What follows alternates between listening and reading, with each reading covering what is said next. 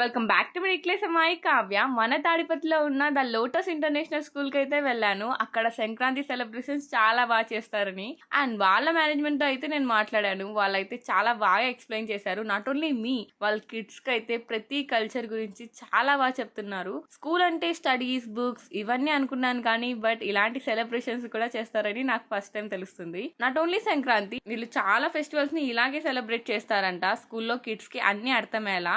Of course మనం ఈ మధ్య సిటీ కల్చర్ కి చాలా మారుతున్నాం, బట్ మన మూలాలు అన్ని మర్చిపోతున్నాం కదా. బట్ కిడ్స్ కి అలాంటి ఒక బాధ లేకుండా వీళ్ళైతే మంచిగా ఎక్స్ప్లెయిన్ చేస్తున్నారు. And not only kids, teachers and parents కూడా ఇందులో పార్టిసిపేట్ చేశారు. ఇలాంటి ఒక మంచి ఈవెంట్ లో నేను కూడా పార్టిసిపేట్ చేయడం నాకు చాలా బాగా అనిపించింది. ఈవెంట్స్, ప్లే గ్రౌండ్, కల్చర్ ఇలా అన్ని బాగున్నాయి. వాట్ అబౌట్ స్టడీస్ అనుకుంటున్నారా?